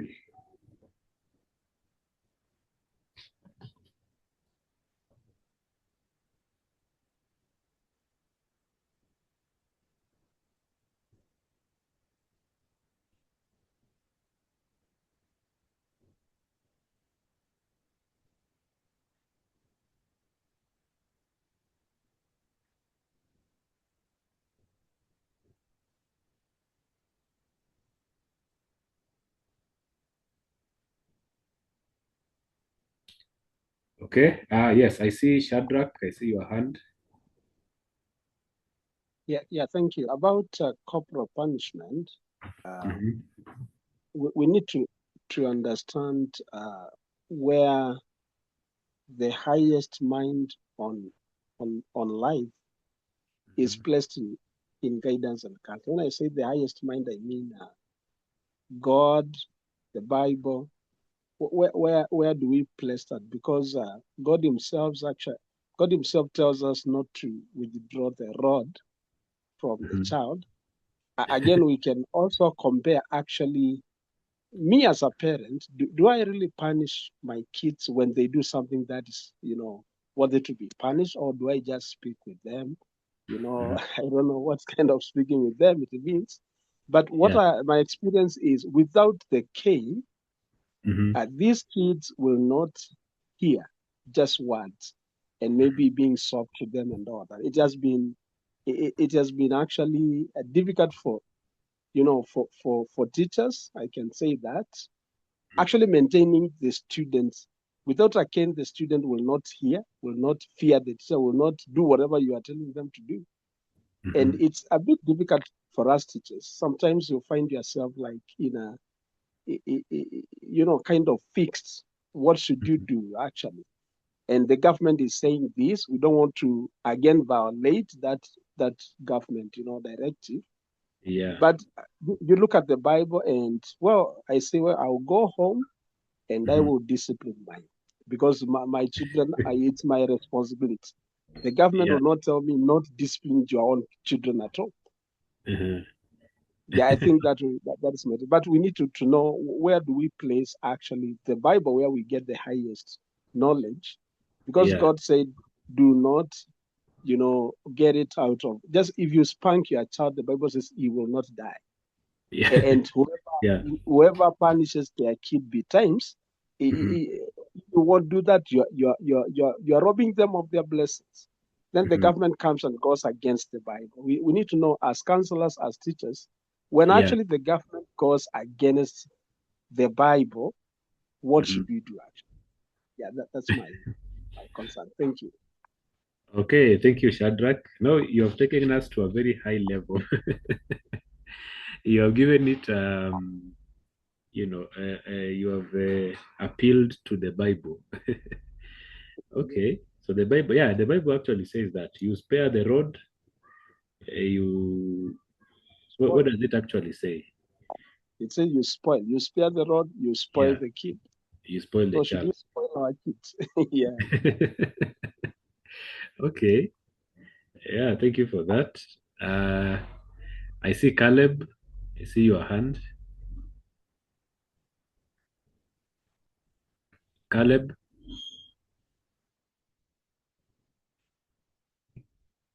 Thank you, Mr. Wino. You getting me? Yes, yes. Okay, as far as this one is concerned, corporal punishment, with my experience, I would say I've had experiences where I have taught in a Muslim school, and even in a Christian school and an integrated school. And my observation would be, it all depends with actually the foundation in those schools, and probably even the foundation where the children are coming from. I'll just give an example, especially from the Muslim school, where those children actually attend madras. And we understand from the background of from the madras environment, where religion is actually, the Quran is actually more emphasized than even education in some areas, because that is the first priority. You must know the Quran before anything else comes afterwards. So, and if you are defiant, you are subjected to very harsh conditions, and part of it is actually corporal punishment. You watch the way those kids are worked on, and you feel like, wow, this one is tough. Now, that child coming to class, and progressively up to the time when they graduate, and they're out of those classes. I would say that if that child comes to class and you rebuke them, or you try to apply guiding and counseling, you will find it rough. Because they have been conditioned in a way, from the psychological point of view, that for anything to be done, there must be a cane. Oh. There must be a cane, and not just the simple caning, that kind of rough handling and all that. Some of if you went there and you observed how they are taught, and any child who shows any indiscipline or lack of interest, the way they are treated, and under the parents' consent, actually, you would then understand why in a class a child would just stand up and click and move out of the class and do whatever sort of things. So that one for me. I thought that a kid like that one will be more disciplined in class. No, they are not, because the way they have been conditioned, especially, you see, they are conditioned just to study the Quran. if they refuse, then they are going to be worked on. And the way they are forced, in a way, progressively, they grow up knowing that for every other time, in one of the concepts of psychology, every other time for me to do something, I need to be given punishment of this form. Huh? Okay. So when you are in class, for them to concentrate, you must be holding something in the hand. And you must also, not just because they would also weigh you watakupima kidogo, because you have to show that you can do better than even the madrasa teacher. And you would have their attention. You would have their attention, full attention. But coming to an integrated environment, it was still something different because the kids could learn from each other, the Christian and the Muslims. Then, of course, when you just come to a Christian school, definitely it's a whole different concept because most of them have brought up to you can talk to them. I would say on average, a number of those ones you will talk to them will respond positively and actually get to a point of where you can choose not to apply any other form. However, there are also environments, even in Christian schools and environment, especially within this nation, where they come from. You want also to know their family background. Yeah. Their family background. I get somebody. I've just seen a message. Somebody pointing out that it's not true, but it is my personal. It's my personal experience. I don't know whether, and this one, by the way, it's subject to the environment in which these children are coming from. Because even in some environments, especially with our brothers, our Muslim brothers, it is quite okay. You meet very disciplined boys and girls, and you just the interaction is just quite poor. So the environment is a key player, especially most at home, because even some of these kids coming from violent families, in one way or another, you like it or not, it affects the way they respond to. Yeah. Thank you. Okay, so that is an interesting observation from Caleb. I see in the chats, Faiza and Jubat, you have different experiences. Maybe you want to share your views on the same as we finish. Yes, Doctor. Yes, Doctor. Yes, Jubat. Yeah, Doctor. Yeah, first I respectively disagree with Welters. Most of the issues is personal experiences and maybe personal cognitive thinking influences everybody in life. It is true there is some kind of punishment in madrasas and duksi, just like it was in schools. Yeah. But usually it's not a corporal punishment whereby you harm the child. In fact, we usually use a very thick stick. And just like the issue of learning, I think we have even touched on it, but I'm also a psychologist.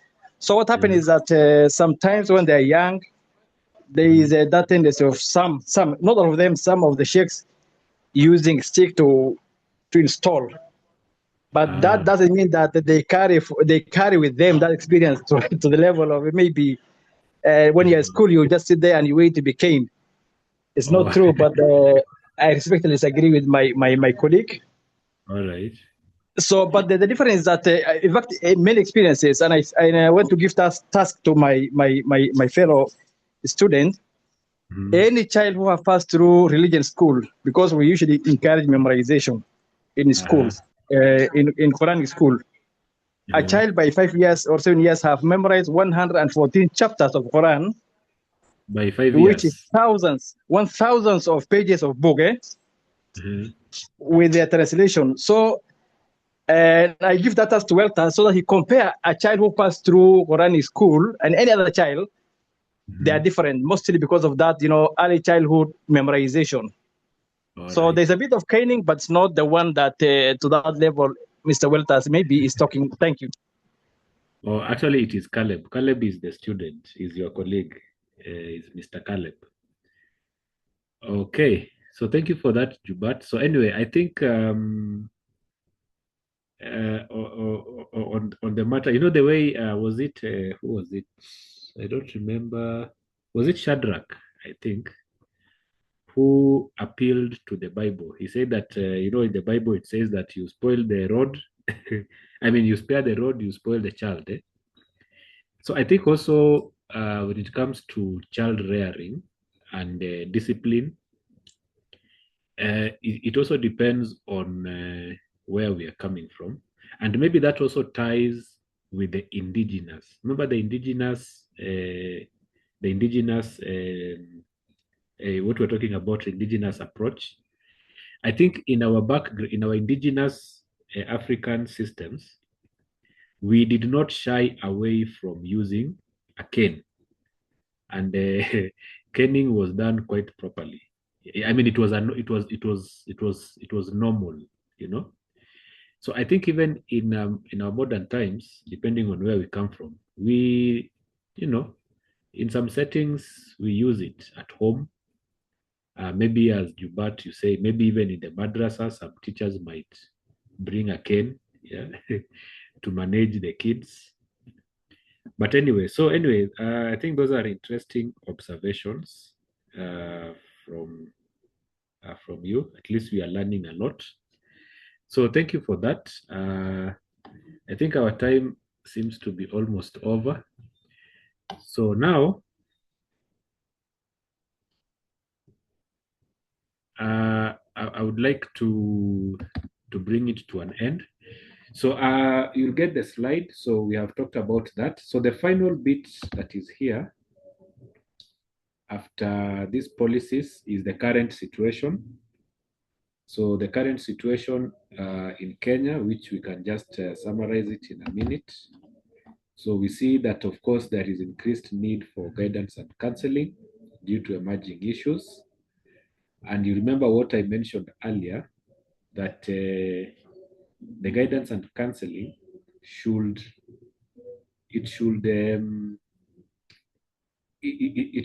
stay in touch with the emerging issues. I think one of our biggest responsibility as a teacher and a counselor, a guidance and counseling teacher, is to be in step with the current trends, the current trends in the society, the way things are evolving around us.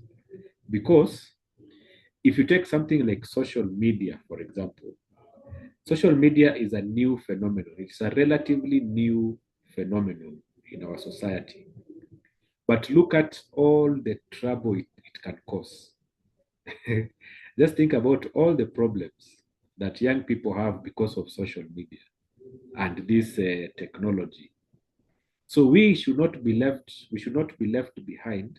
We should always be in touch with what is happening across the whole society, so that we can be able to help. You see, the students, the youths, unajua the youths, they're normally a step ahead, okay? As in they embrace changes faster than we that are growing older. So we have to keep up with them in that respect. So there are many things that happen around us. We need to be in touch with all, whether it is economical issues, cultural issues, matters to do with gender and sexuality. Today, for example, you have these matters of transgenderism, those alternative sexual orientations. They are really picking up speed in our society today. So, in as much as I mean, if you think about it, we have the indigenous way of, the indigenous outlook we discussed. Now we have also introduced in an aspect of our religion. You see, our religion is part of our culture. Whether you are a Muslim or a Christian, even some who are not religious, but in a sense, there's that religious aspect of it. So if you're a Muslim or a Christian, and then now you are thinking about matters of sexuality, sexuality, this transgender thing, lesbianism in the schools, and so on and so forth. So how do you, as a Muslim or as a staunch Christian, whatever beliefs that you have, how do you approach some of these things? So I think that is food for thought. How are you going to approach these issues in that respect? Multiculturalism, like Mr. Caleb shared, he has worked in a Muslim school, a Christian, and a mixed one. So when we find ourselves with clans of different backgrounds, different religions, and so on, are we able to work with this diverse population? So anyway, so I think those are issues that we can think about even as we continue to learn on this journey. Then we have challenges that face guidance and counseling.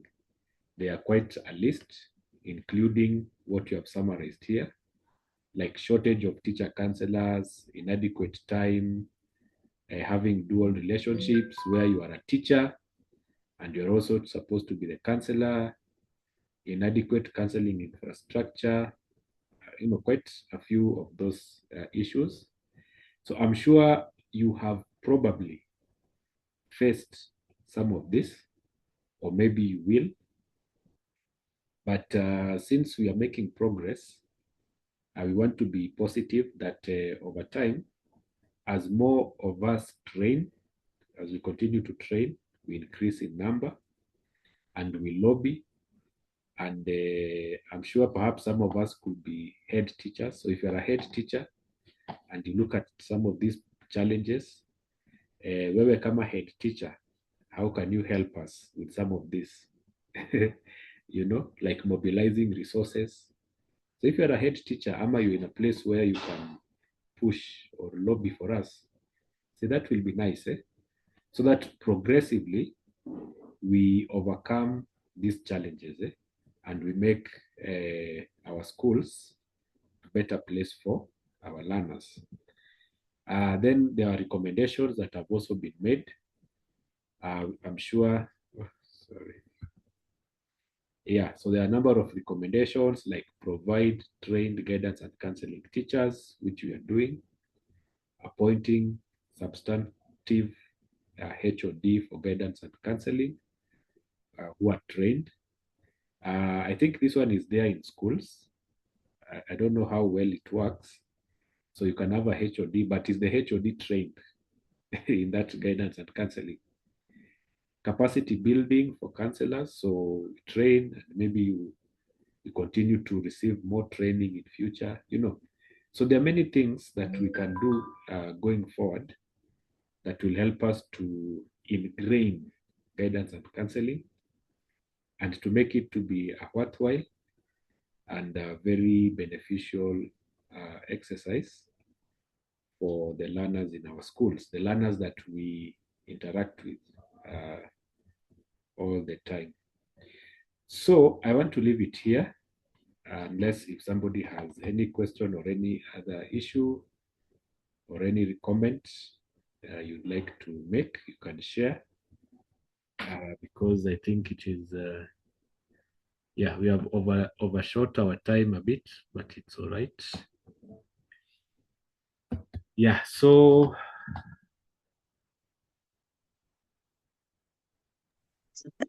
Doctor, a request.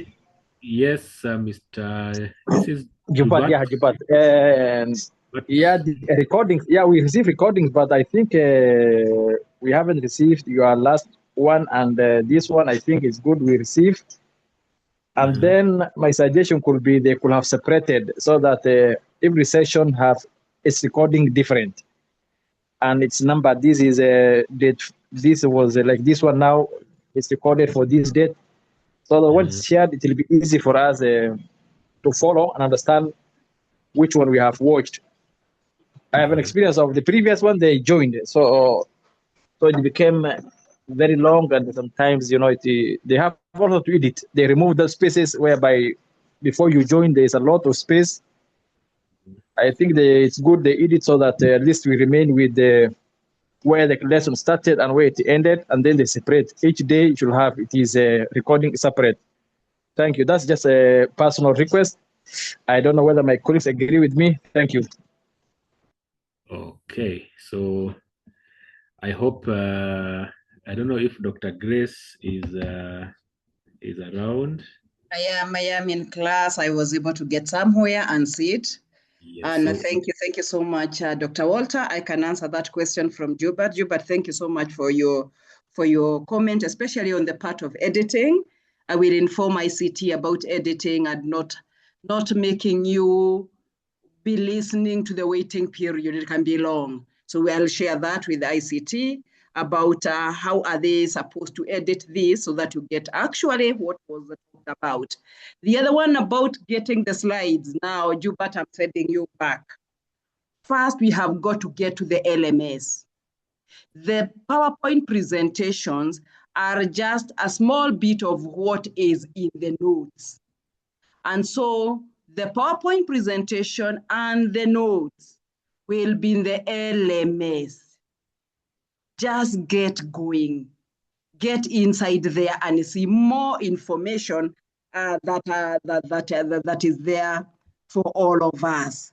If you find there is an issue and you are not able to get to the LMS, I am putting my number on the chat. Share with me what is happening so that I'm able to assist at an individual level. Just ensure you send me a message. My number is on the chat. That is Dr. Grace Gatundu. Dr. Grace Gatundu, 0722-675339. Feel free to share with me all this, such that I'm able to assist you at a personal level or give you the ICT person who will assist you in all this. Usikwame ukisema hauna notes. Notes tunazo ni nyingi, and our group that is the group we are working with already, that is cohort 2, already we are able to access the notes. Please get to me. Daktari, thank you very much. Thank you very much, Daktari. Note, I know there's a very nice note there. I'm reading, even if you look, I'm already 90 At least that's a plus for me. No, it's very powerful. It's very powerful. That one, I was just talking about recording. Oh, the recordings, yes, I hear you. You separate for us, so that at least we know kama ya leo itakuwa different from the previous one, because the first two wameweka pamoja, they put together. Halafu ipewe heading. Hiyo ndio nauliza tu, note iko perfect, mko mbele kabisa. I hear you, Adu. I hear you, Jubat, and it will be done. So thank you so much, colleagues. Please get in touch. I have put my number kwa chat. Get in touch. Let us talk about where you are. Just send me a message.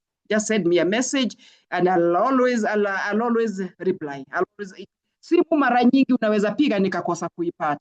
Lakini when you send me a message, I'll always get back to you. I'll be able to send you a person who will get to you. So thank you so much. Karibuni, tuendelee. We have a way to go, not a long way to go. We'll have 1,000,001 breaks in between. I will give you all the time that you require, so that by the end of all this, we'll have interacted with the notes, and we will be, as we say, in the process of being. In this process of being, we will be able to take care of ourselves. We always start with you. I will always start with me. If you can only move from what you know. And so we are trying to make we are trying to make each other better. This is a process. So thank you so much, colleagues. Have a good evening, have a good night. And ikiwezekana tufungiwe kwa maombi.